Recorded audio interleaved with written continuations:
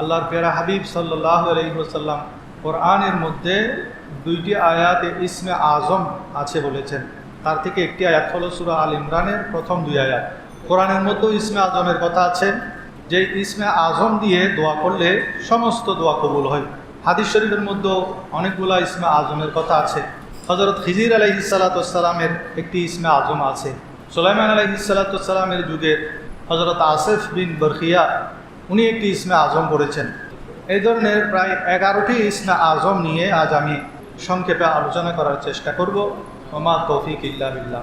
গরিব এবং অভাবীদের ইসমে আজম। আমরা অধিকাংশ মানুষ গরিব, অভাবী, তাদের জন্য ইসমে আজম কোনটি? হযরত খাজা আব্দুল মালিক নামক নকশবন্দি সিলসিলার একজন বুজুর্গ, তিনি নিজের ঘটনা উল্লেখ করে বলেন, উনি একদিন মসজিদে বসা ছিলেন। বলছেন, আমি মসজিদে বসে আল্লাহর কসম করে বলছি যে আমি খুব অভাবী ছিলাম, দারিদ্রতা আমাকে ঘিরে ধরেছে, অনেক পেরেশান অবস্থায় ছিলাম, যার কারণে আমি ঘরের মধ্যে বিবি বাল বাচ্চাকে মুখ দেখাতে পারতাম না। আমি ইবাদতের মধ্যে মগ্ন থাকতাম, তেমন কাজকর্ম ছিল না। একদিন আমি আমার শাইখকে আমার এই দারিদ্রতা ও অভাবের কথা জানালাম। তখন আমার শাইখ আমাকে বললেন, এটা কোনো বিষয় না। তিনি আমাকে একটি গমের বস্তা দিলেন এবং বললেন, তুমি এই গমের বস্তাটি নিয়ে যাও, এটা একটি ড্রামের মধ্যে রাখবে। আর তিনি একটি কোরআনের আয়াত লিখে দিলেন, হাসবুনাল্লাহু ওয়া নি'মাল ওয়াকিল, নি'মাল মাওলা ওয়া নি'মান নাসির। হযরত খাজা আব্দুল মালিক বলেন, তিনি আমাকে এই আয়াতটি লিখে দিলেন এবং বললেন, তুমি ড্রামের ভিতর এই আয়াতটি রাখবে আর তুমি সেখান থেকে শুধু গম নিয়ে নিয়ে খরচ করবে। তুমি নিজেও খাবে, মেহমান আসলে তাদেরকে খাওয়াবে, গরিব মিসকিন আসলে তাদেরকে দান করবে। আল্লাহ তাআলা তোমাকে বরকত দান করবেন। হযরত খাজা আব্দুল মালিক বলেন, আমি মসজিদে বসে আল্লাহর কসম করে বলছি, আজ থেকে 40 বছর আগে আমার শায়েখ আমাকে যে গমের বস্তা দিয়েছে সেটা আমি যে ড্রামের মধ্যে রেখেছি, সেখান থেকে এখনও পর্যন্ত আমি খাচ্ছি এবং পরিবার পরিজনের জন্য খরচ করতেছি। গরিবদেরকে আমি বিলি করি। এমনকি আমার এই মসজিদের মধ্যে প্রতি বছর 2টি মাহফিল হয়। ওই মাহফিলের মধ্যে যত মেহমান আসে সবাইকে আমি সেখান থেকে খাবার দিয়ে, সবাই বলেন সুবহানাল্লাহ। উনি বলছেন, এটা আমার জন্য ইসমে আজমের মতো কাজ করেছে। সেটা কি? হাসবুনাল্লাহু ওয়া নি'মাল ওয়াকিল, নি'মাল মাওলা ওয়া নি'মান নাসির। তা আমরা যদিও সেখানে ওই বুজুর্গের লেখার হাতের তাসির থাকে, আমরাও কি করব, যারা অভাবী, আমরা বেশি বেশি এই আয়াতটি তেলাওয়াত করব, হাসবুনাল্লাহু ওয়া নি'মাল ওয়াকিল, নি'মাল মাওলা ওয়া নি'মান নাসির। তাহলে আল্লাহ তাআলা আমাদের অভাব অনটন দূরীভূত করে দিবেন। প্রতিদিন সকালে এবং সন্ধ্যায় আয়াতুল কুরসি করে সন্তানদেরকে ফুঁক দিবেন। আয়াতুল কুরসির মধ্যেও ইসমে আজম আছে। এটা আল্লাহর অনেক বড় একটা নিয়ামত। কারণ আল্লাহর নবী বলেন, আল্লাযী ইযা দুইয়া বিহি ইস্তাজাব। সে ইসমে আজম দ্বারা যে দোয়া করা হয় সেই দোয়া আল্লাহ তাআলা কবুল করেন। এই আয়াতুল কুরসির মধ্যে, এটা আয়াত হলো একটি, কিন্তু এর মধ্যে হাকিকতান এবং ইশারাতান 18 বার আল্লাহর নাম আছে, একবার দুইবার না। পবিত্র কোরআনের মধ্যে আর কোনো আয়াতের মধ্যে এত বেশি পরিমাণে আল্লাহর নাম নেই, কিন্তু আয়াতুল কুরসির মধ্যে আপনি প্রথমে থেকে শুরু করে শেষ পর্যন্ত 18 বার আল্লাহ রাব্বুল আলামিনের নাম আছে, বিভিন্নভাবে হাকিকতান এবং ইশারাতান। সেজন্য প্রত্যেক নামাজের পরে একবার আয়াতুল কুরসি পড়বেন, আর সকালে এবং সন্ধ্যায় 10 বার করে পড়বেন। সকালে পড়বেন 10 বার, সন্ধ্যাবেলায় পড়বেন 10 বার। তাহলে আল্লাহ রাব্বুল আলামিন আপনার সকল দুঃখ, বিপদ, মুসিবত, পেরেশানি দূরীভূত করে দিবেন। আর যাদের প্রয়োজন বেশি, বিপদ বেশি, মুসিবত বেশি হয়, তারা সকালে 25 বার, সন্ধ্যায় 25 বার আয়াতুল কুরসি তেলাওয়াত করবেন। আর যদি মনে করেন কেউ আপনার ক্ষতি করছে, অনেকে আছেন শত্রুতামি করে, ক্ষতি করে, জাদুটোনা করে, বান মারে, এই ধরনের সন্দেহ যদি হয়, তখন আপনি সকালে 101 বার, সন্ধ্যাবেলায় 101 বার করবেন। তাহলে যে আপনার জন্য ক্ষতি করার চেষ্টা করবে সে নিজেই ক্ষতিগ্রস্ত হবে।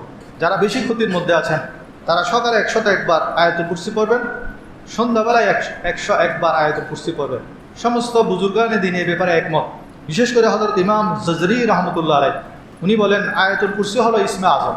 হযরত মুঈনুদ্দিন চিশতি রহমতুল্লাহ আলাইহি ফরমান, যে ব্যক্তি ঘর থেকে বের হওয়ার সময় শুধু একবার আয়াতুল কুরসি পড়বে, 70,000 ফেরেশতা সে ঘরে ফিরে না আসা পর্যন্ত তার মাগফিরাতের দোয়া করবে, সকল বিপদ আপদ থেকে তাকে উদ্ধার করবে। সেজন্য ঘর থেকে বের হওয়ার সময় একবার শুধু আয়াতুল কুরসি পড়বেন। আপনার পিছনে, সামনে, ডানে, বামে 70,000 ফেরেশতা থাকবে যারা আপনাকে প্রটোকল দিয়ে নিয়ে যাবে। এমনকি কেউ যদি ঘরে প্রবেশ করার সময়, হযরত মঈনুদ্দিন চিশতি রহমতুল্লাহ আলাইহি, আজমিরি সঞ্জারি রহমতুল্লাহ আলাইহি বলেন, ঘরে প্রবেশ করার সময় যদি একবার আয়াতুল কুরসি পাঠ করে তাহলে সেই ঘর থেকে সকল অভাব অনটন আল্লাহ তাআলা দূর করে দিবেন। সবাই বলেন সুবহানাল্লাহ। আয়াতুল কুরসি পারেন না আপনারা? অধিকাংশ মানুষ পারে। বের হওয়ার সময় একবার পড়বেন, ঢোকার সময়। হাদিস শরীফের মধ্যে অভাব থেকে মুক্তি হওয়ার জন্য আরেকটি আমল আল্লাহর প্যারা হাবিব এক সাহাবীকে দিয়েছেন। বলছে তুমি যখনই ঘরে প্রবেশ করবে সালাম দিবে। দিনে যদি আপনি ঘরে 10 বার আসেন, বাইরে গেছেন, বাইরে থেকে যখনই ঘরে প্রবেশ করবেন সালাম দিবেন। আর যখন ঘরে কেউ থাকবে না তখন প্রিয় নবীজিকে সালাম দিবে। আল্লাহর নবী বলে তখন তুমি আমাকে সালাম দিবে। বিসমিল্লাহি ওয়াসসালাতু ওয়াসসালামু আলা রাসূলিল্লাহ, বিসমিল্লাহ বলে সালাম দিয়ে ঢুকবেন। এবং ঘরের মধ্যে কেউ যখন ঢুকতে চায়, কেউ যদি বিসমিল্লাহ না বলে তাকে ঘরে ঢুকতে দিবেন না। শিখাতে হবে সন্তানদেরকে, ছেলে মেয়ে, এরা যখন ঘরে ঢুকবে যতবার ঢুকবে ততবার বলবে দাঁড়াও, বিসমিল্লাহ বলে ঢুকো। কারণ বিসমিল্লাহ ছাড়া যে ঢুকবে তার সাথে এই ঘরের মধ্যে শয়তান প্রবেশ করে। এবং ঢুকেই একবার সূরা ইখলাস পড়ার জন্য ওই দরিদ্র সাহাবীকে আমার নবীজি বললেন। ওই সাহাবী বেশ কিছুদিন আমলটি করার পর যখন সে মসজিদে আসলো, আল্লাহর নবী তাকে জিজ্ঞেস করলেন, বলে ইয়া রাসূলুল্লাহ, আপনি আমাকে যে ওজিফা দিয়েছেন প্রত্যেকবার ঘরে ঢোকার সময় আমি বিসমিল্লাহ বলে সালাম দিয়েছি এবং একবার সূরা ইখলাস করেছি। এই আমলের বরকতে আমি নই, শুধু আমার পাড়া প্রতিবেশী যারা ছিল তারাও বড় লোক হয়ে গেছে। সবাই বলেন সুবহানাল্লাহ। সহজ আমল, কিন্তু আমরা সেগুলো করি না। শুধু দারিদ্রতার অভিযোগ করি, অভাবের অভিযোগ করি। আজকে থেকে ঘরে প্রবেশ করার সময় বিসমিল্লাহ বলে সালাম দিয়ে ঢুকবেন। ঢুকে একবার আয়াতুল কুরসি পড়বেন, একবার সূরা ইখলাস পড়বেন। শেখ আব্দুল ওয়াহাব শাহরানি রহমতুল্লাহ আলাইহি লিখেন, যে লোক দিনে 1000 বার আয়াতুল কুরসি পাঠ করবে, এভাবে যদি সে 40 দিনে আমলটি করে তাহলে এই আয়াতের যে রুহানি ফয়েজ, সেই রুহানির আসর সে নিজ চোখে দেখতে পাবে। এমনকি ফেরেশতারা তার সাথে সাক্ষাৎ করবে, মুসাফাহা করবে এবং তার সকল আশা আকাঙ্ক্ষা আল্লাহ তাআলা পূরণ করে দিবেন। কয়দিন করতে হবে? 40 দিন। ডেলি 1000 বার করে যদি আপনি আমলটি করেন, আয়াতুল কুরসির যে ফয়ুজ ও বারকাত আছে, যে রুহানি ফয়েজ আছে, রুহানি আসর আছে, সেটা আপনি নিজ চোখে দেখতে পাবেন। 3 নম্বর হলো, যত বড় মুশকিল যদি হোক, চলতে ফিরতে 3টি আমল করবেন। এগুলা ইসমে আজমের মতো কাজ করে। 1 নম্বর হলো আসসালাতু আলা রাসূলিল্লাহ, চলতে ফিরতে আল্লাহ রসুলের উপর দুরূদ শরীফ পাঠ করা। 2 নম্বর হলো কাসরাতুল ইস্তিগফার, বেশি বেশি ইস্তিগফার পাঠ করা। 3 নম্বর হলো ইয়া যাল জালালি ওয়াল ইকরাম, এটা আল্লাহর 2টা ইসমে আজম, এর মধ্যে আছে ইয়া যাল জালালি ওয়াল ইকরাম, বেশি বেশি করা। তাহলে যারা বলেন যে আমার পেরেশানি দূর হচ্ছে না, আমার দোয়া কবুল হচ্ছে না, তারা হাঁটতে বসতে 3টি আমল করবেন। একটা হলো বেশি বেশি দরুদ শরীফ পড়া, বেশি বেশি ইস্তিগফার করা এবং বেশি বেশি ইসমে আজম ইয়া যাল জালালি ওয়াল ইকরাম পাঠ করা। 4র্থ হলো আল্লাহ রাব্বুল আলামিন, অনেক বান্দা আছে তারা শুধু উপরের দিকে তাকালেই তাদের মনের আকাঙ্ক্ষা আল্লাহ পূরণ করে দেন। অনেক চমৎকার একটি ঘটনা আছে, আমি মনে হয় আগেও একবার এই ঘটনাটি বলেছিলাম। যখন সূরা আর রহমান, কোরআনের অলংকার বলা হয়েছে যে সূরাকে, যেখানে প্রায় 30-31 বার ফাবিআইয়ি আলাই রাব্বিকুমা তুকাজ্জিবান আছে। এত সুন্দর এই সূরাটি।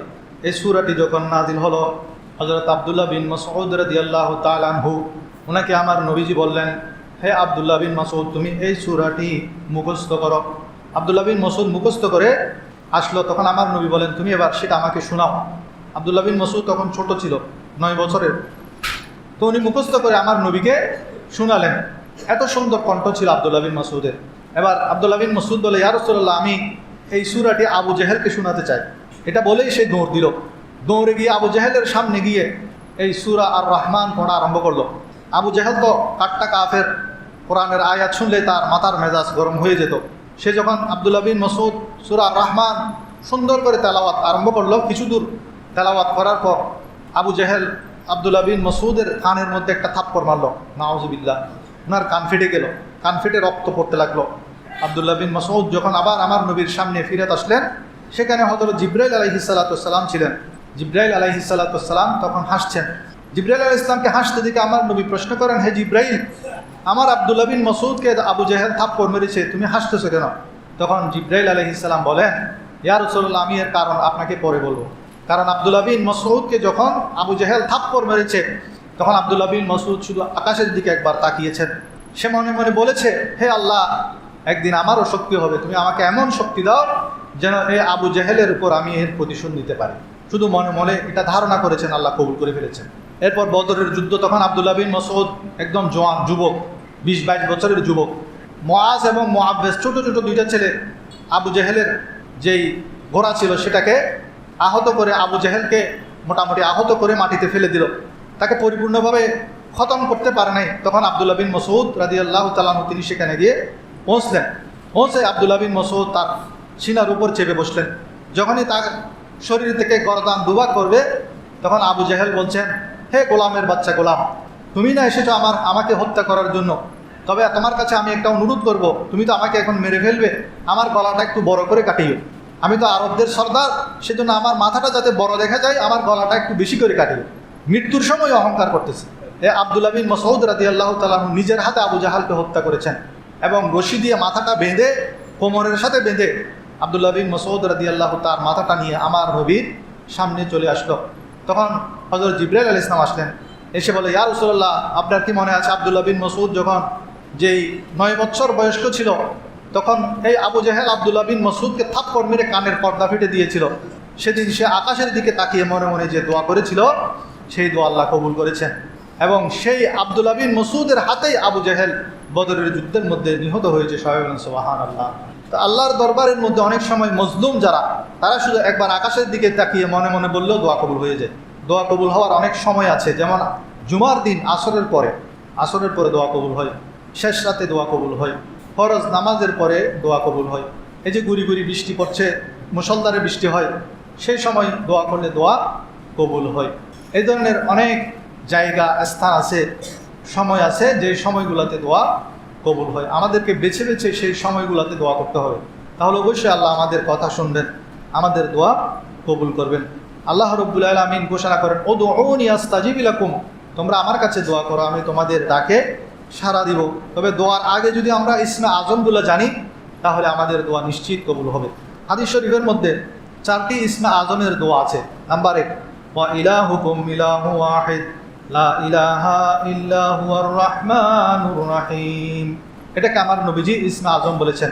দ্বিতীয় হলো আলিফ লাম মিম আল্লাহু লা ইলাহা ইল্লা হুয়াল হাইয়ুল কাইয়্যুম, এটা সূরা আল ইমরানের প্রথম 2 আয়াত, এটাকে আমার নবীজি ইসমে আজম বলেছেন। 3 নম্বর হলো আল্লাহুম্মা ইন্নী আসআলুকা বিআন্নী আশহাদু আন্নাকা আনতাল্লাহু লা ইলাহা ইল্লা আনতাল আহাদুস সামাদুল্লাযী লাম ইয়ালিদ ওয়া লাম ইউলাদ ওয়া লাম ইয়াকুল লাহু কুফুয়ান আহাদ, এটা একটা ইসমে আজম। চতুর্থ হলো আল্লাহুম্মা লা ইলাহা ইল্লা আনতাল মান্নান বাদিউস সামাওয়াতি ওয়াল আরদি যাল জালালি ওয়াল ইকরাম। তো এই 4টি কলমার যে কোনো একটা কলমা যদি পড়ে আপনি দোয়া করেন, আল্লাহ রসুল সাল্লাল্লাহু আলাইহি ওয়াসাল্লাম গ্যারান্টি দিয়ে বলেন, ইজা দুইয়া ফাআজাব ওয়া ইজা সুইলা ফাআতা, যেই দোয়াই করবেন আল্লাহ তাআলা সেই দোয়ার জবাব দিবে, কবুল করবেন। এবং এই ইসমে আজমের পরে যা কিছু আল্লাহর কাছে চাইবেন আল্লাহ তাই দিবেন, কোনো শর্ত নাই, যেটাই চাইবেন আল্লাহ সেটা দিবেন। এই হাদিসটি সুনানে তিরমিজির 3544 এবং সুনানে আবু দাউদের 1496 নম্বর হাদিসের মধ্যে আপনারা এই ইসমে আজমের 4টি দোয়া পাবেন। আবার অনেক সময় আমরা বলি দোয়া কবুল হয় না, আজানের সময় যদি দোয়া করেন তখনও কবুল হয়। আজান দেওয়ার সময় সমস্ত কাজ কাম ছেড়ে দিবেন, নিশ্চুপ বসে থাকবেন, আজান শুনবেন, আজানের জবাব দিবেন, আজানের পর আজানের যে দোয়া আছে সেটা পড়বেন, এরপর নিজের মনের খায়েশ অনুযায়ী যা যা ফরিয়াদ আছে আল্লাহর কাছে করবেন, কারণ আজানের পরে যে দোয়া করা হয় সেটা কবুল হয়। আমরা তো শুধু ওই নির্ধারিত দোয়া, যেটা আল্লাহুম্মা রাব্বা হাযিহি দাওয়াতিত তাম্মাহ ওয়াস সালাতিল কাইমাহ আতি মুহাম্মাদানিল ওয়াসিলাতা ওয়াল ফাদিলাহ ওয়াদ দারাজাতার রাফিআহ ওয়া বা'আসহু মাকামান মাহমুদানিল্লাযী ওয়া'আদতাহ ওয়ারযুকনা শাফাআতাহু ইয়াওমাল কিয়ামাহ ইন্নাকা লা তুখলিফুল মিআদ, এটা হলো আজানের দোয়া। এরপরে আবার আপনার মনের অনেক আশা আকাঙ্ক্ষা আছে না, সেগুলোর জন্য আল্লাহর কাছে নিজের ভাষায় দোয়া করবেন, তাহলে দোয়া কবুল হবে। হাদিস শরীফের মধ্যে আছে, এক সাহাবীকে আমার নবীজি ইন্তেকালের পর বলেছেন, এই লোকটি জান্নাতি। তখন আরেক সাহাবী তার স্ত্রীর কাছে গিয়ে জিজ্ঞেস করলেন, আজকে আপনার স্বামীরকে দাফন করার পর আমার নবীজি জান্নাতি বলে সার্টিফিকেট দিয়েছেন, আপনার স্বামী কী আমল করত? তখন স্ত্রী বলেন, আমার স্বামীর একটি খুব সুন্দর আমল ছিল, যখনই আজান হতো তিনি যতই কাজের মধ্যে থাকুক সমস্ত কাজ বন্ধ করে দিতেন। কাজ বন্ধ করে তিনি মনোযোগ দিয়ে আজান শুনতেন, আজানের জবাব দিতেন। এই আমলের কারণেই আল্লাহর প্যারা হাবিব সাল্লাল্লাহু আলাইহি ওয়াসাল্লাম তাকে জান্নাতের সার্টিফিকেট দিয়েছেন। এখন আজান হলে তখন আজানের আওয়াজ যখন বেড়ে যায় তখন আমাদের কণ্ঠস্বর আরও বড় হয়ে যায়। টিভি সাউন্ড আরও বড় করে দিই, খবর শুনতেছি না যে সাউন্ড, সিনেমার ডায়লগ শুনতেছি না সাউন্ড আরও বড় করে দিই। কিন্তু সাহাবীদের আমল ছিল যখনই আজান হতো, যত কাজই হতো তারা সমস্ত কাজ বন্ধ করে দিতেন। সওয়াবের নিয়তে কেউ যদি আজান দেয়, মাঝে মাঝে ধরেন আমাদের মুয়াজ্জিন সাহেব থাকে না, আপনারা বলবেন হুজুর অন্যান্য তাইলে সমস্যা নেই, আমি আজান দিও। সওয়াবের নিয়তে হুজুরকে বলে হলো, রিকোয়েস্ট করে হলো মাঝে মাঝে যাদের উচ্চারণ শুদ্ধ আছে, সহি আছে, সুন্দর করে আজান দিতে পারেন, শিখবেন সুন্দর করে আজান দেওয়া। অনেকে আজান দেওয়ার সময় ভুল করে ফেলে। সেদিন আমাদের সেখানে একজন, উনি কোনো সময় সেরকম আজান দেয় না, কিন্তু একদিন আজান দিচ্ছে দেখছি উচ্চারণে সব ভুল, গ্রামাটিক্যালও ভুল। আশহাদু আন্না মুহাম্মাদার রাসূলুল্লাহ, উনি বলছেন আশহাদু আন্না মুহাম্মাদুর রাসূলুল্লাহ। আমরা লা ইলাহা ইল্লাল্লাহ মুহাম্মাদুর রাসূলুল্লাহ, সেখানে মুহাম্মাদুর আছে, কিন্তু আজানের মধ্যে আন্না শব্দটি আন্না থাকার কারণে মুহাম্মাদার হবে, উনি সেখানে মুহাম্মাদুর রাসূলুল্লাহ বলতেছেন। তারপর আল্লাহু আকবার হবে যে আল্লাহু আকবার, আল্লাহু আকবার। বার যখন টেনে পড়বে তখন সেটা অর্থ পরিবর্তন হয়ে যায়। আল্লাহু আকবার অর্থ হলো আল্লাহ মহান, আল্লাহ বড়। আর যখন আল্লাহু আকবার বলা হবে, বাটাকে টেনে বলা হবে, তখন বলা হবে এটার অর্থ হয়ে যাবে আল্লাহ ঢোল। আকবার অর্থ হলো ঢোল, নাউজুবিল্লাহ। আল্লাহকে আমরা ঢোলের সাথে তুলনা করে ফেলি। সেই জন্য আগে শুদ্ধভাবে শিখবেন, তারপর আজান দেওয়ার চেষ্টা করবেন। যারা মসজিদে আসেন তারা অন্তত মাঝে মাঝে আজান দেওয়ার সওয়াবের নিয়তে আজান দেওয়ার চেষ্টা করবেন। এর ফজিলতকে আল্লাহর প্যারা হাবিব বলেন, কেউ যখন আজান দেয় সওয়াবের নিয়তে, সে যখন মৃত্যুবরণ করে কবরের মধ্যে তার শরীরটাকে কোনো পোকামাকড়ে খায় না। আজকে আমি যখন মসজিদে ঢুকছি তখন আমার মুরব্বী, উনি সবার আগে এসে বসে আছেন, উনি ওনাদের কোন একজন লোকের কথা বলতেছেন। কয় বছর পরে, 6 বছর পরে দেব, 6 বছর পরে লাশ যেটা হাই দেন মনে নাই, দীর্ঘদিন পর কবর করছে, সেখানে দেখে যে একদম তরতাজা লাশ। তো যারা সওয়াবের নিয়তে মাঝে মাঝে আজান দিবেন, আপনাদের শরীরে পোকামাকড়ে খাবে না এবং তাদের মৃত্যুটা হবে শহীদি মৃত্যু। এমনকি আল্লাহর প্যারা হাবিব বলেন, যখন আজান দেওয়া হয়, আজানের শব্দ দেওয়ার সাথে সাথে শয়তান পশ্চাৎবায়ু ত্যাগ করতে করতে বীরে রাওহা নামক স্থানে পৌঁছে যায়। মদিনা থেকে বীরে রাওহা এটা 36 মাইল দূরে, বীরে রাওহা নামক স্থানে। তো এখান থেকেও এই মসজিদে যখন আজান দিবে, এখান থেকে 36 মাইল দূরে শয়তান পালিয়ে যাবে। সেজন্য মসজিদের আশেপাশে যাদের ঘর বাড়ি আছে তারা অনেক সৌভাগ্যবান। যখন আজান দিবে জানালা খুলে দিবেন ভালো করে, আজানের শব্দ যাতে ঘরের মধ্যে প্রবেশ করে। যে ঘরের মধ্যে আজানের শব্দ 5 সপ্তাহে 5 বার প্রবেশ করবে, সেই ঘরের মধ্যে আপনার ভয় লাগবে না। কারণ হযরত আদম আলাইহিস সালাম যখন সর্বপ্রথম শ্রীলঙ্কার মধ্যে আল্লাহ তাআলা জান্নাত থেকে পাঠালেন, উনি ভীত সন্ত্রস্ত হয়ে গেলেন। তখন আল্লাহ জিব্রাইলকে পাঠালেন। জিব্রাইল আলাইহিস সালাম এসে দুনিয়ার জমিনে সর্বপ্রথম আজান দিয়েছেন। জিব্রাইল আজান দেওয়ার পর থেকে আদম আলাইহিস সালামের ভয় ডর সব দূরীভূত হয়ে গেল। সবাই বলেন সুবহানাল্লাহ। সেজন্য ঘরের মধ্যেও যদি ভয় লাগে, আজান যখন হবে ওই ঘরের জানালা খুলে দিবেন যাতে আজানের শব্দ ঘরের মধ্যে প্রবেশ করে। টিভি থাকলে তা বন্ধ করে দিবেন, আওয়াজ বন্ধ করে দিবেন, মনোযোগ দিয়ে শুনবেন। আজান যেই শব্দগুলো বলছেন মুয়াজ্জিন, সেই শব্দগুলো মুখে মুখে রিপিট করবেন। এবং ছোট ছোট বাচ্চাদেরকেও আজান শোনার সময় চুপ করিয়ে দিবেন, বলবেন চুপ চুপ আজান শোনো, আজান শোনো। প্রতিদিন যখন বলবেন সে অভ্যস্ত হয়ে যাবে, তাহলে সে আর রাত্রে ঘুমের মধ্যে ভয় পাবে না। হযরত আলী রাদিয়াল্লাহু তাআলা আনহুকে একদিন আমার নবীজি পেরেশান হালতে দেখলেন। বলছে, হে আলী, তোমার পেরেশানি কেন? ইয়া রাসূলুল্লাহ, অনেক পেরেশানি। তখন আমার নবীজি বলছেন, তুমি যখন পেরেশান হবে তখন ঘরবাসীদেরকে বলবে তোমার কানের মধ্যে আজান দেওয়ার জন্য। তা আলী রাদিয়াল্লাহু বলেন, এরপর থেকে আমি যখনই কোনো কারণে পেরেশান হতাম, দুঃখিত হতাম, তখনই আমি ঘরের মধ্যে আমার ঘরের লোকদেরকে বলতাম আজান দেওয়ার জন্য। তারা যখন আজান দিত, তাদের আজানের শব্দে আমার মনের সমস্ত পেরেশানি দূরীভূত হয়ে যেত। সবাই বলেন সুবহানাল্লাহ। সেজন্য আমরা কোনো ফ্ল্যাট বাসা কিনলে প্রথমে দেখব আশেপাশে মসজিদ আসে কিনা, মসজিদের আজানের ধ্বনি ওই ঘরের মধ্যে আসে কিনা, সেটা দেখে সেটা প্রথমে প্রায়োরিটি দিবেন। এরপরে স্কুল, কলেজ, হাসপাতাল, বাজার এগুলো পরে দেখবেন।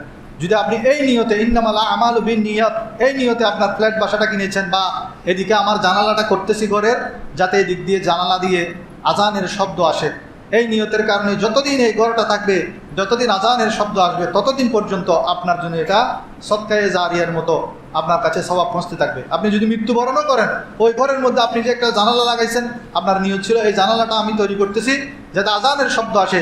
যতদিন পর্যন্ত এই ঘরটি থাকবে ততদিন পর্যন্ত আজান হলে ওই সওয়াবটা আপনার কবরের মধ্যেও বসবে। সবাই সুবহানাল্লাহ। সেজন্য নিয়ত করতে হবে। ভালো কাজের নিয়ত করলে বাতাসটা এমনিই আসবে, আলো এমনিই আসবে। এখন আপনি যদি নিয়ত করেন আমি এই জানালাটা করতেছি আলো বাতাস আসার জন্য, সেটা না করে আজানের নিয়ত করবেন, আজানের শব্দ আসার জন্য, কোরআন তেলাওয়াতের শব্দ আসার জন্য, মসজিদের ইমাম সাহেব যে খুতবা দেয় সেটার শব্দ আসার জন্য, এই নিয়তে যখন দিবেন তখন আপনার জন্য সেটা সদকায়ে জারিয়া হয়ে যাবে। আল্লাহর প্যারা হাবিব দুইটি ইসমে আজমের কথা কোরআন থেকে বলেছেন। তিরমিজি শরীফের 593 নম্বর হাদিস, এলাকা এক লোক দোয়া করার সময় আল্লাহর প্রশংসা ছাড়া দোয়া করলো, আল্লাহর হাম করে নাই, নবীর উপর দরুদ পড়ে নাই। তখন নবী করিম সাল্লাল্লাহু আলাইহি ওয়াসাল্লাম বললেন, এ তাড়াহুড়া করেছে। কারণ দোয়ার আগে আমাদের দোয়া কবুল হওয়ার জন্য প্রথম শর্ত হলো আল্লাহর প্রশংসা করতে হবে। সেই প্রশংসার মধ্যে ইসমে আজমও যাতে থাকে, বাধ্যতামূলক ইসমে আজম। ইসমে আজম অন্য কিছু মনে না থাকলেও ইয়া জাল জালালি ওয়াল ইকরাম অথবা ইয়া হাইয়ু ইয়া কাইয়ুম একদম সংক্ষেপ, এগুলো ইসমে আজম। অথবা ইয়া আরহামার রাহিমিন, এই তিনটা মনে থাকবে না? ইয়া জাল জালালি ওয়াল ইকরাম, ইয়া হাইয়ু ইয়া কাইয়ুম, ইয়া আরহামার রাহিমিন।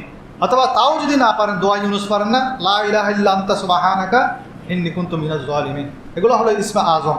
এগুলো দিয়ে আপনি মোনাজাত শুরু করবেন, এরপর দরুদ শরীফ পড়বেন, তারপর নিজের যত চাওয়া পাওয়া আছে সব আল্লাহর দরবারে বলবেন। তো ওই সাহাবী দোয়া শুরু করেছে, আল্লাহ আমি অসুস্থ, আমাকে সুস্থতা দান করুন। ডাইরেক্ট প্রথমে আল্লাহর যে দোয়ার একটা প্রটোকল আছে, যেমন আপনি একজন প্রধান শিক্ষকের কাছে যদি একটা দরখাস্ত দেন, সর্বপ্রথম সম্মানিত প্রধান শিক্ষক অমুক স্কুল, এরকম মাননীয় সম্মানিত, এই কথাগুলো বলি না, এই দোয়া এটা হলো একটা দরখাস্ত। দোয়ার আগে আল্লাহর প্রশংসা করতে হবে, আমার নবীর উপর দরুদ পড়তে হবে, তারপর দেখবেন আপনার দোয়া কবুল হবে। এরপরে হযরত আব্দুল্লাহ বিন মাসউদ রাদিয়াল্লাহু তাআলা আনহু আসলেন। উনি ঠিক যেই রকম দরখাস্ত যেরকম সেই নিয়মে দোয়া করলেন। প্রথমে আল্লাহর প্রশংসা করলেন, দরুদ শরীফ পড়লেন, ইসমে আজম পড়লেন। ইসমে আজম করে তিনি যখন দোয়া করতেছেন, আমার নবী আব্দুল্লাহ বিন মাসউদকে বলতেছেন, সাল তো ওতা, সাল তো ওতা, তুমি চাও, আল্লাহর কাছে চাও, আল্লাহ তোমাকে দিবেন। কারণ তুমি দোয়ার যে প্রটোকল, যে নিয়ম সেটা অনুসরণ করেছ, আল্লাহ অবশ্যই তোমাকে দিবেন। সবাই বলেন সুবহানাল্লাহ। সেজন্য আমাদেরও দোয়া কবুল করানোর জন্য আল্লাহর কাছে প্রথমে আল্লাহর প্রশংসা করতে হবে ইসমে আজমের মাধ্যমে এবং দরুদ শরীফের মাধ্যমে। সূরা বাকারার 163 নম্বর আয়াতে আমার নবীজি বলছেন ইসমে আজম আছে। সেখানে ইসমে আজম কি? আর রহমানুর রহিম, ওয়া ইলাহুকুম ইলাহু ওয়াহিদ লা ইলাহা ইল্লা হুয়ার রহমানুর রহিম। সূরা বাকারার 163 নম্বর আয়াত। আমি বলতেছি, মনে রাখবেন, ঘরে গিয়ে কোরআন শরীফ খুলে লিখে রাখবেন এগুলো ইসমে আজম। এরপরে সূরা আল ইমরানের 1 এবং 2 নম্বর আয়াত, যেটা আমি খুতবার শুরুতে পড়েছি, আলিফ লাম মিম আল্লাহু লা ইলাহা ইল্লা হুয়াল হাইয়ুল কাইয়ুম। তাহলে ওই আয়াতের মধ্যে লা ইলাহা ইল্লা হুয়া আর রহমানুর রহিম আছে, আর এখানেও আছে লা ইলাহা ইল্লা হুয়াল হাইয়ুল কাইয়ুম আছে। তাহলে এখানে হাইয়ুল কাইয়ুম, ওখানে আর রহমানুর রহিম। এখানেও লা ইলাহা ইল্লাহু, ওখানেও লা ইলাহা ইল্লাহু। তাহলে কমন আছে কি? লা ইলাহা ইল্লাহু। সেজন্য অনেকে বলেন এই দুই আয়াতের মধ্যে ইসমে আজম হলো লা ইলাহা ইল্লাহু, লা ইলাহা ইল্লাহু। হযরত আসিফ বিন বরখিয়া, এই নামটা শুনেছেন, সুলাইমান আলাইহিস সালাতু ওয়াস সালামের প্রধান উজির ছিলেন। ওনার কাছে ইসমে আজমের জ্ঞান ছিল। তো রানী বিলকিসের কাছে সুলাইমান আলাইহিস সালাতু ওয়াস সালাম চিঠি লিখেছেন যে ইসলামের ছায়া তলে আসার জন্য। তারা আগে সূর্য পূজা করতো। তো রানী বিলকিস তার সভাসদদের সবাইকে নিয়ে সুলাইমান আলাইহিস সালাতু ওয়াস সালামের দরবারে আসছেন, অতি নিকটে এসে গেছেন। এমন সময় সুলাইমান আলাইহিস সালাতু ওয়াস সালাম বললেন যে রানী বিলকিস যখন আসবে এখানে এসে আমার সিংহাসনের পাশে তাকে বসাবো, তার জন্য একটা তো চেয়ার দরকার, সিংহাসন দরকার। এখন সে যদি এসে দেখে তার সিংহাসনটা আমার পাশে, তাহলে সে কি হবে? সারপ্রাইজড হবে। তাকে সারপ্রাইজ দেওয়ার জন্য তার সিংহাসনটা শত শত মাইল দূর থেকে কে নিয়ে আসতে পারবে? তখন একজন জিন বলে যে হুজুর আমি নিয়ে আসতে পারবো। ওই জিনের নাম হলো ইফরিত। জিনের মধ্যে সবচেয়ে শক্তিশালী জিন ইফরিত। ইফরিত বলে আমি নিয়ে আসতে পারবো। কতক্ষণ লাগবে? বলে যে সে আসার আগে, এই মজলিস শেষ হওয়ার আগেই আমি নিয়ে আসতে পারবো। সুলাইমান আলাইহিস সালাম বলে না, এত দেরি হবে না, আরও তাড়াতাড়ি কে আনতে পারবে?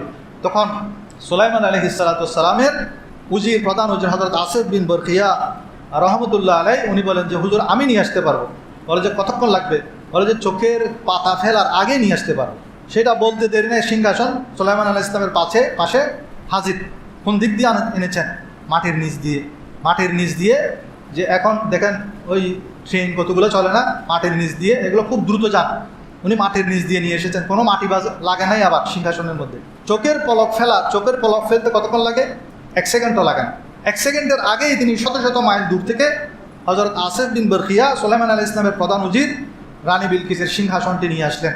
তো বলা হচ্ছে মুফাসসিরিন ইকরাম মুফাসসিরদের মধ্যে হযরত মুজাহিদ রাহমাতুল্লাহ আলাইহি বলেন তিনি ইসমে আজম পড়েছেন ইয়া জাল জালালি ওয়াল ইকরাম। এটা পড়ার সাথে সাথে সিংহাসন চলে এসেছে। ওনাদের মুখের মধ্যে জবানের মধ্যে তাসির ছিল, ওনারা সবসময় আল্লাহর জিকির করতো, হালাল খেত, হারাম থেকে বেঁচে থাকতো, গুনাহ থেকে বেঁচে থাকতো। এখন আমরা তো গুনার মধ্যে ডুবে থাকি, সেজন্য আমাদের তাসির হয় না। এগুলো ইসমে আজম ঠিক আছে, কিন্তু তাসির হয় না। হযরত কলবি রহমতুল্লাহ আলাইহি বলেন তিনি ইসমে আজম যেটা পড়েছে সেটা হলো ইয়া হাইয়ু ইয়া কাইয়ুম।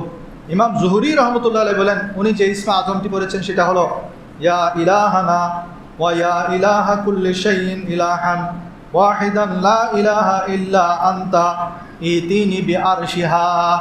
উনি এই ইসমে আজমটি পড়েছেন। এটা পড়ার সাথে সাথে ওই শত শত মাইল দূর থেকে সিংহাসনটি চলে আসলো। আর আমরা নামাজের পরে যে দোয়া করি আল্লাহুম্মা আনতাস সালাম ওয়া মিনকাস সালাম তাবারাকতা ইয়া জাল জালালি ওয়াল ইকরাম, এটা কিন্তু আমার নবীজির শিখানো দোয়া। প্রত্যেক নামাজের পরে আমরা এই দোয়াটা করি আল্লাহুম্মা আনতাস সালাম ওয়া মিনকাস সালাম তাবারাকতা ইয়া জাল জালালি ওয়াল ইকরাম। সেখানেও কিন্তু ইসমে আজম আছে ইয়া জাল জালালি ওয়াল ইকরাম। আল্লাহুম্মা সাল্লি আলা সাইয়্যিদিনা মাওলানা মুহাম্মদ ওয়া আলা আলি সাইয়্যিদিনা মাওলানা মুহাম্মদ। তাহলে এতক্ষণ পর্যন্ত আমরা যে ইসমে আজমগুলো বললাম সেগুলো মোট 11টি ইসমে আজম। আমি আপনাদেরকে এক নজরে সবগুলো আবার বলে দিচ্ছি। যারা নোট করতে পারেন নোট করে নেবেন, না হয় আমি এর সাউন্ডগুলো আমার ফেসবুকে দিই, সেখান থেকে আপনারা নোট করে নিতে পারবেন। হযরত বায়েজিদ বুস্তামি রহমতুল্লাহ আলাইহি এবং ইবনে হাসান রাজি রহমতুল্লাহ একটা ঘটনা আছে। বায়েজিদ তখনকার বুজুর্গরা বিভিন্ন বুজুর্গদের কাছে যেত ইসমে আজমের জন্য। তো বায়েজিদ বুস্তামির কাছে হযরত ইবনে হাসান রাজি রহমতুল্লাহ আলাইহি আসলেন, বলে যে হুজুর আপনার কাছে ইসমে আজম আছে, সেই ইসমে আজমটা একটু আমাকে শিখিয়ে দিন। বলে যে তুমি 1 বছর আমার খেদমত করতে হবে। তো ইবনে হাসান রাজি 1 বছর খেদমত করেছেন। 1 বছর যখন হয়েছে ইবনে হাসান রাজি বলেন যে হুজুর এবার দিন। বলে যে একটা পরীক্ষা দিতে হবে। কি পরীক্ষা? উনি একটা বক্স দিলেন, বলে যে এই বক্সটা আমার একটা বন্ধু আছে অমুক জায়গায়, সেখানে পৌঁছে দিবে, তবে সাবধান তুমি বক্সটা খুলবে না। তাকে সতর্কতা অবলম্বন করার জন্য বললেন, এবং কাউকে বলবে না এটা যে আমি দিয়েছি। সে কিছু দূর যাওয়ার পরে চিন্তা করতে লাগলো এত দূর থেকে এই বক্স দিচ্ছে, এটা কি হতে পারে। উনি এক জায়গায় বসে সুন্দর করে বক্সটা খুলে দেখেন সেটার ভিতরে একটা চিকা চিনেন? সিএ ওই রাস্তার টাকাটা গাঁটা দেয় সিএ চিকা। এটা বক্স থেকে লাফ দিয়ে পালিয়ে চলে গেল। সে ফিরে আসছে। আসার পর ইবনে হাসান রাজি বায়েজিদ বুস্তামিকে বলে হুজুর আপনি এত দূর থেকে এই সামান্য একটা চিয়া আমার দিয়ে পাঠাচ্ছেন, এই কাজটা আপনি কেন করলেন? বলে যে আমি তো তোমাকে পরীক্ষা করছি, তুমি একটা সামান্য জিনিসের গোপনীয়তা রক্ষা করতে পারো নাই। ইসমে আজম এটা তো অনেক বড় আমানত, সেটার গোপনীয়তা তুমি কিভাবে রক্ষা করবে? আমি তোমাকে পরীক্ষা করেছি মাত্র। সেজন্য ইসমে আজম যদিও থাকে, কিন্তু সেটার জন্য আমাদের আমানতদারি দরকার আছে। আমানতদারি যদি থাকে, আমরা যদি খেয়ানত না করি, গুনাহ থেকে বেঁচে থাকি, তাহলে আমরা এই ইসমে আজমের ফায়দা হাসিল করতে পারবো। হযরত খিজির আলাইহিস সালাতু ওয়াস সালাম একটি দোয়া পড়তেন, দরুদ শরীফ। সেটা ছিল হযরত খিজির আলাইহিস সালামের ইসমে আজম। সেটা কোনটা? সাল্লাল্লাহু আলা হাবিবিহি মুহাম্মাদি ওয়া আলিহি ওয়া আসহাবিহি ওয়া বারিক ওয়া সাল্লিম। ইনি এই দরুদ শরীফটি বেশি বেশি পড়তেন, এটাই ছিল ওনার ইসমে আজম। এবার এক নজরে আমি 11টি ইসমে আজম আপনাদেরকে আবার বলে দিচ্ছি। 1 নম্বর হলো হাসবুনাল্লাহু ওয়া নি'মাল ওয়াকিল, 2 নম্বর হলো আয়াতুল কুরসি, 3 নম্বর ইয়া জাল জালালি ওয়াল ইকরাম, 4 নম্বর লা হাওলা ওয়ালা কুওয়াতা ইল্লা বিল্লাহ, 5 নম্বর হলো কোরআনের 2টি আয়াত, একটি হলো সূরা বাকারার 163 নম্বর আয়াত, একটি সূরা আল ইমরানের 1 এবং 2 নম্বর আয়াত। 6 নম্বর আসিফ বিন বরখিয়া সুলাইমান আলাইহিস সালামের উজির যে ইসমে আজমটি পড়েছেন সেটা হলো ইয়া জাল জালালি ওয়াল ইকরাম। আরেকজন বলেছেন ইয়া হাইয়ু ইয়া কাইয়ুম, আরেকজন মুফাসসির বলেছেন ইয়া ইলাহানা ওয়া ইয়া ইলাহা কুল্লি শাইইন ইলাহান ওয়াহিদান লা ইলাহা ইল্লা আনতা। হযরত সাঈদ ইবনুল মুসাইয়িব রাহমাতুল্লাহ আলাইহি ওনার পক্ষ থেকে একটি ইসমে আজম হাদিস শরীফের মধ্যে আছে, আল্লাহুম্মা ইন্নাকা মালিকুন মুক্তাদির মা তাশাউ মিন আমরিন ইয়া ওয়া মা ইয়াকুন। তারপর দোয়া ইউনুস, এটাও ইসমে আজম বলে অনেকে মত প্রকাশ করেছেন। এবং অনেকে বলেন আল্লাহর 3000 গুণবাচক নাম আছে, সেখান থেকে সহিহ হাদিসের মধ্যে আছে 99টি। এই 99টি গুণবাচক নামের ভিতরে আল্লাহর ইসমে আজম আছে। সেজন্য কেউ যদি ইসমে আজম নাও পারেন, আল্লাহর গুণবাচক এই 99টি নাম আপনি 3 বার পড়বেন। 99টি নাম 3 বার পড়ার পরে যদি আপনি দোয়া করেন, আপনার দোয়া কবুল হবে। 10 নম্বর হলো আল্লাহ। আল্লাহ শব্দটি হলো আল্লাহর ইসমে আজম। ইসমে আজম হলো আল্লাহ।